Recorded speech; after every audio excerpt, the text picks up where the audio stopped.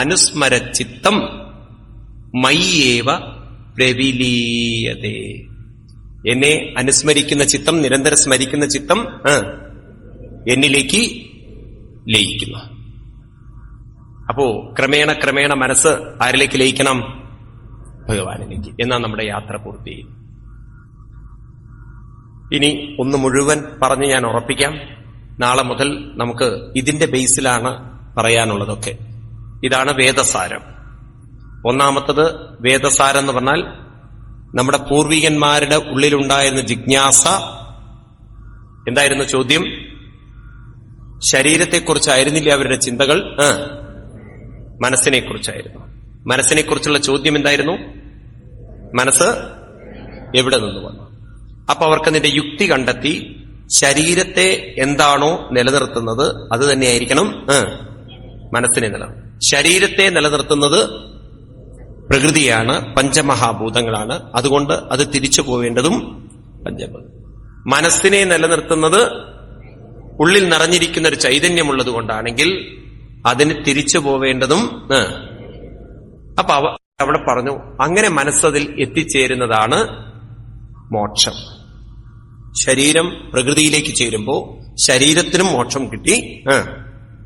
മനസ്സ് അതിന്റെ ഉറവിടമായ ചൈതന്യത്തിലേക്ക് ചേരുമ്പം അതിനും പൂർണ്ണം ഇതുമായി, അതും പൂർണ്ണമായി, പൂർണ്ണം അവശേഷിച്ചത്.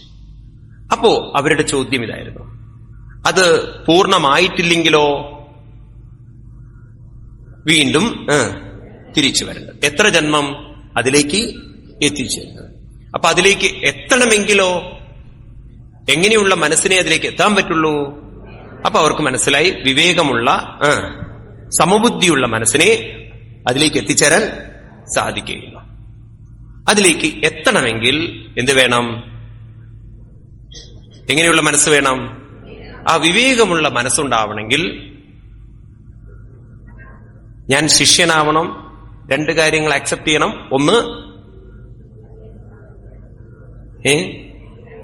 എന്ത് സംഭവിച്ചാലും എന്നെ തളർത്തുന്നത് ചുറ്റുപാടല്ല, എന്റെ എങ്ങനെയുള്ള മനസ്സ്? അവിവേകമുള്ള മനസ്സ്. അപ്പൊ എനിക്ക് എങ്ങനെയുള്ള മനസ്സ് വേണം? വിവേകം. അത് നേടിയെടുക്കാൻ എനിക്ക് ജിജ്ഞാസ വേണം. അതുകൊണ്ട് ഞാൻ ഇതെല്ലാം നല്ലവണ്ണം കേട്ട് ഭാഗവതവും എന്തു പഠിക്കുമ്പോഴും എന്റെ അവിവേക മനസ്സിനെ ഞാൻ ക്രമേണ ക്രമേണ മാറ്റി എന്താക്കി കൊണ്ടുവരണം? വിവേകമുള്ള മനസ്സാക്കി കൊണ്ടുവരണം.